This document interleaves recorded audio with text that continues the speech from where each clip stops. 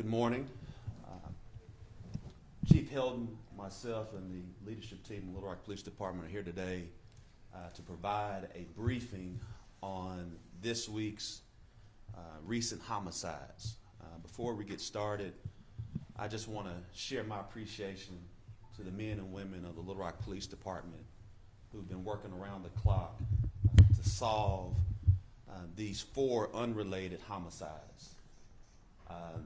Their detectives and officers have apprehended a majority of them, particularly throughout a lot of great detective work, and quite frankly, because of the Real-Time Crime Center. The Real-Time Crime Center has been very critical in solving these crimes, and we want to share our appreciation to Chief Hilton and his entire leadership team and the men and women of the Little Rock Police Department. Secondly, what I want to make certain everyone understands is that we share and know the concerns that the community will be feeling, has been feeling right now.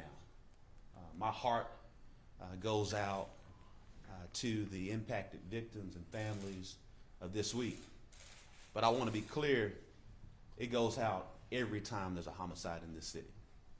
No matter where the homicide occurs, whether it's in Southwest, the South End, the East End, West Little Rock, Hillcrest, or Heights, it impacts and affects me deeply as a mayor, as a faith leader, and as a resident of the city. I want to assure you that our city is under the best and capable hands with our chief of police and the men and women of the Little Rock Police Department. The chief will share with you our capture rate. It leads in the national average. And what that basically means is if you do something here in the city of Little Rock, you will be caught. And we've seen this already, that many of these homicides have been captured, the suspects have been captured within 24 to 48 hours. And that's commendable of what our police officers are doing day in and day out to keep our city and our residents safe. I also want to make certain we understand that we all are in this together. As we protect our city, we have to make certain that residents play a vital role in when they see something, that they say something, that they communicate with the officers, and this helps us prevent crime. Quite frankly, I'm pissed that these things have happened. Not just this week, but last week. But I'm also grateful that our officers are keeping our city safe. And while we've seen these 4 homicides this week, we also understand that our crime is actually pretty down this year. As of this month, it's being 19% down compared to the past 5 years. As you look at last year, we went and had a 43% reduction in homicides, close to 6% reduction in violent crime, and 5% reduction in overall crime. And if you mirror that, which is the telltale all, when you look at a safer city, we've seen that reduction in crime. But I can tell you statistics all day and every day. And we have to address the feeling of safety in our cities. And it's my job to make certain that every resident, whether you're in Southwest Little Rock or West Little Rock, that you feel safe. And we're going to continue to do that. And that's the reason why we continue to graduate classes within the Little Rock Police Department. We just recently, last week, graduated 22 new recruits. I remember a time when our vacancy levels were at 120 people. We're now somewhere between 50 and 60, 62. And we will continue to work towards that and put every dollar forward with our $10,000 sign-on bonuses. And if we need to increase that, we will, because public safety is our #1 priority. With that being said, we want to share our prayers with these families because they're hurting right now. These actions were senseless. They didn't make any sense whatsoever. But we want to assure them that not only have we captured these individuals, we will continue to make certain this doesn't happen anymore in our city. And we will never lose our eye on making certain that this city is safe. Chief Hilton. Thank you, Mayor Scott. I want to first apologize. I've been under the weather for the last few days, and so I'm a little raspy, but definitely make sure it was important that I be here today to kind of provide a statement and talk to you about the events that have occurred this month, and specifically over the last 4 homicides of this week. So I want to thank you all for being here today. I want to address an issue that affects every resident, business, and visitor in our city, and that's the recent uptick in violent gun crimes that have been occurring. The safety of our community is my top priority, and I want to be clear, we will not tolerate violence in our city. I want to acknowledge the families of the victims and let them know that our thoughts and prayers are with them during this tragic, senseless acts of violence that have occurred and plagued them. It is, I'm just as pissed off as the mayor is about these. I do take these very personal. When you get these phone calls, it keeps you up at night, and you try to go back and figure out what happened. Is it something we didn't do? What are we not doing? What occurred? And you ask yourself over and over again, why is this happening? So my heart goes out to them, and I pray for them every day. And the men and women, we pray, and just it's very tragic, and my heart does go out to the families. I want to briefly talk about our homicides that have occurred. The month of January has been a very unique month for us, especially after coming at the end of the year where we saw a significant decrease. I can tell you the homicides that have occurred, none of them, there's no correlation between any of them. Just an anomaly, if you want to call it that. We've had 8 homicides so far this year. We've had 1 suspicious death that we're trying to determine the circumstances behind that and where it actually occurred. And then obviously we've had 1 officer-involved shooting that we had a press conference earlier this year to discuss. Of the 8 homicides, 6 have been cleared by arrest. That's roughly a 75% clearance rate. The national average hovers right around 50 to 51%. And as of last night, 2 warrants have already been issued for the incidents that occurred on Labette Manor and the incident that occurred yesterday at 1812 Reservoir Road. I want to commend the outstanding work that our detectives have done from especially this week with the 4 homicides that have hit pretty much back to back to back. Our detectives literally spent over 36 hours at work. Some of them sleeping on the floor in their office, not going home. Our crime scene search personnel unit that responded, our victim services people, they put in a tremendous amount of work, and they would not stop until they got these cases solved. So I want to commend them and their actions, their time away from their families, that they committed to making sure they got these cases solved. So it's extreme. I'm very, very proud of what they've done. Of the homicides that the 8 that we've had, 4 of those were acquaintances or domestic related incidents. 4 of them, there was no known relationship between the victim and the suspect, and they appear to be very isolated. When we break it down to the city, 4 of them occurred in the northwest area, 2 in the southwest corridor, and then 2 in the 12th Street corridor. We know behind every statistic there's a victim, a family, and a community left shaken. Gun violence is not just a police issue, it is a community issue. So, a lot of the questions that get asked, what is the police doing to address these matters? So, I'm here to tell you what we're doing and what we're going to continue to do. 1, we're going to do targeted enforcement. Kind of what we've been doing, but we're going to amp that up.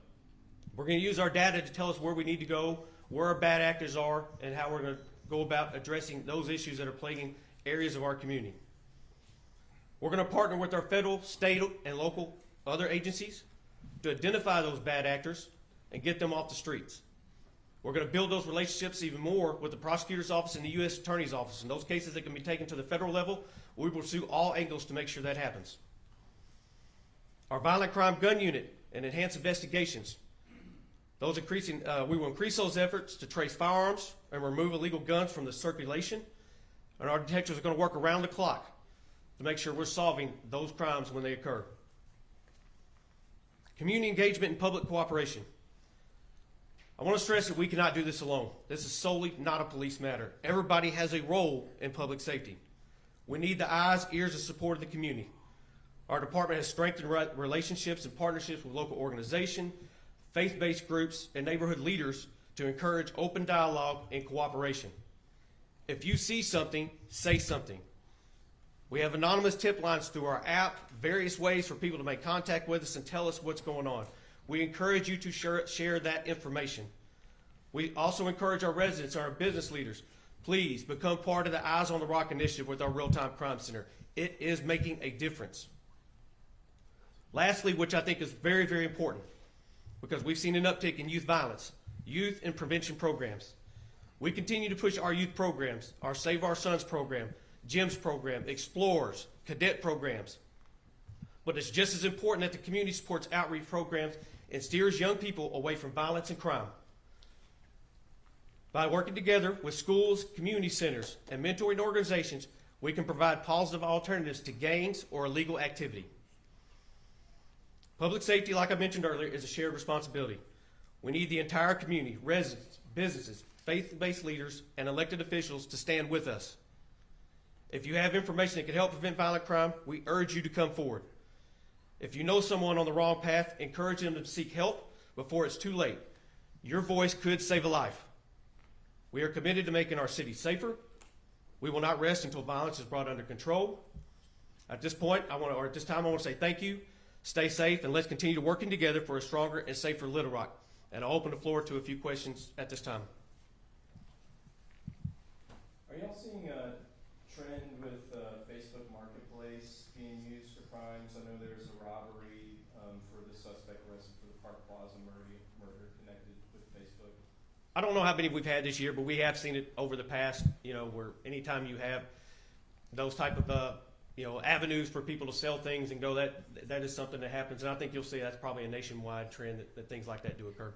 But it's for where it happens all the time, it occasionally does. Park Plaza said that they're connected to your real-time crime centers. Yes, Some of our people online were asking why it took so long to say this was a attempted robbery. Just like anything else, we want to make sure we get all the information, allow the investigators to do their work. So we make sure we're putting the accurate information out there. You know as well as I do, anytime an incident occurs, so many people flood the news media room, they flood social media with all kinds of information out there. So for us as an agency, I think it's very important that we put the right message out at the right time to make sure the correct information is given to the local media outlets as well as on social media. So it's like trying to chase a boulder down a hill. When these incidents occur, we're chasing that boulder, trying to get in front of it, and it's sometimes difficult to do. Yes, ma'am. Could you talk to us a little bit more about your targeted enforcement areas? Does that mean we're going to see more enforcement at Park Plaza or where some of these homicides did occur? So, what we do is we're a data-driven agency. We have crime analysts that analyze our calls for services throughout the week, where violent crime is occurring based on trends. And then we work very closely with our detective division and our special investigations division to target those locations. And we rely on our community leaders as well to tell us what's going on in their neighborhoods, what they're seeing. And then we use our enforcement to engage in those activities to effectively and efficiently use resources to address crime that's affecting quality of life issues. I know everybody wants to make a big deal out of Park Plaza. Yes, it's a big mall. It's a big area. It's unfortunate. It's had events that have taken place there. But the mall has protective measures that they have in place. It's just a very unfortunate that occurred at that location. We work very closely with Park Plaza. We are providing directed patrols up there now to do that, and we've been in meetings and discussions with them on how we can help them improve their methods and things that we can do to assist them and making our community feel safe going there. The mall it drives a lot of people there. I mean, if you look what occurred last year at the Super Bowl parade in Kansas City. 800 officers were at that location. Guess what? They had a gunfight that occurred. 800 officers were there. So it's hard to predict when these types of violent crimes occur. I wish I could sit here and tell you that when people decide to commit violent crimes, they call us and let us know what's going to happen, but they don't. It's just unfortunate. We try to put mechanisms in place and stop gaps in there, but unfortunately they do occur. Where are they getting the guns, and are they too easy to get? I wish I had the answer to that. Sometimes our community is a supplier of the guns because we lose a lot of guns that people leave in their cars with their vehicles unlocked. Okay. So that's a problem. There is an underground market where guns can be purchased. So that's a very tough measure. Homes get broken into. So we are a society that the Second Amendment is there. People have guns, and it's very difficult to stop that. You look at some of the cities around the country, New York, Chicago, that has some of the strictest gun laws in the nation. But these are also communities that have some of the highest homicide rates resulting from gun crime. So I don't know if there is a magic wand answer to fix that, because if there was, I probably wouldn't be working here today. I'd be selling it all over the country. It's just, I think it's where it's going to have to be more conversations from a community standpoint. We're going to have to sit down and have those tough conversations, whether it's from the legislators' position, but people need to secure their guns. Okay, so they don't need to leave them in their cars and need to leave them locked up where nobody can break into lock inside their home. I mean, we need to do community PR programs for those things. Yeah. Okay. Community PR works great, but sometimes we're our own worst enemies. Like I said, the number of cars that get broken into and guns get stolen, on average, we lose about 6 a week in the city of Little Rock. Okay. Do the math on that, and Yeah, for the whole year, you're yeah. talking a significant number of guns that find their way into the streets, and not in streets here in Little Rock, but they find their way all over the country. Anything else you recommend for community? I live in Hillcrest. Yes, ma'am. Anything else you can recommend for a community to get together and do? Because we're having a meeting next week. I think the more conversations you can have, engage with the police. Okay. You know, those conversations are good because honestly, we don't know what we don't know. If the community comes to a meeting with us, or they all of a sudden decide to have a community press conference and make issues known that we're not aware of, makes it very difficult. Okay. Engage us, talk to us. We are here for you all. And like I said, everybody has a role in public safety. It's not just the police, the police, the police. It's like, if you're not willing to tell us what's going on in your community, hard for us to help. And some of the things are bigger than us.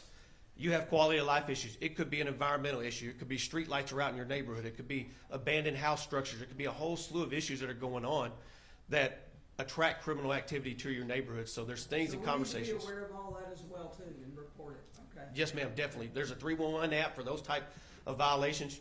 I highly encourage our residents to use that app, report those things that you see so we can start addressing them together as opposed to just what is the police doing? Because I can promise you, the men and women here show up to work every single day, and they do. They're doing a phenomenal job. Yes, we're short-staffed, not an excuse, because we still come to work last year, even as short-staffed as we were, and we still saw our numbers go to averages lower than we've seen at any time in the history that I've been here. Okay, how short-staffed are you? We're just over 60 short right now, and when you think about that, That's quite a bit. that's quite a bit. And then I have roughly about 25 officers that are on extended leave. It could be for military obligations. So what do we need So- to do to get more people in here? Well, I think that's something we're working towards. This is a job that is not as attractive to many people now. The times have changed coming out of COVID. Y'all have heard me talk about this before, but this is still a good line of work. This is still a noble profession. People that want to make a difference in the community, this is a job where you can do that. We'll make sure members of the media have a chance to ask questions as well. Are we? Any more questions from the press? Yes, ma'am. Are there any plans to add more homicide detectives in the near or long term? You know, as of right now, I think we're doing good. What we got, I have some vacancies in major crimes, and as we bring new personnel on, we start backfilling those. You know, not only them, but I'm going to end up adding some people to our community resource officers, which formerly COP. We're going to put some officers back in the neighborhood. We just recently did that with 12th Street.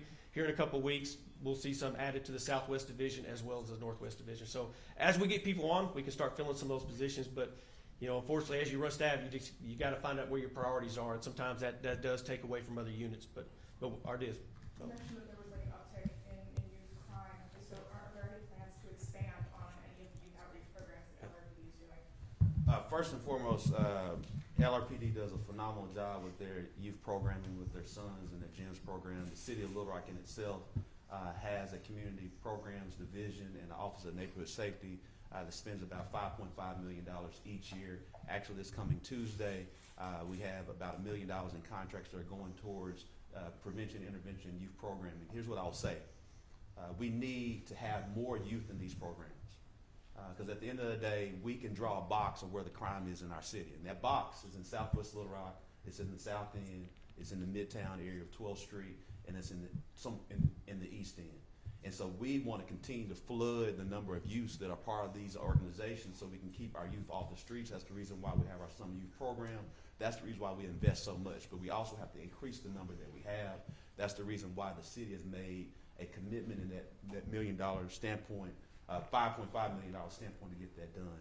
Second, I do want to address, while we are short-staffed at the city of Little Rock, I do want to make certain that we understand that when I entered the office, we had about 120 vacancies. We're now down to 60.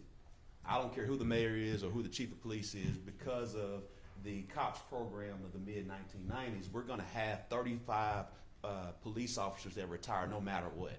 And so that's the reason why we have this continuous recruitment plan. That's the reason why we send $10,000 to anyone who graduates, so we can continue to move from that 60 to eventually get down to 35 or to 0.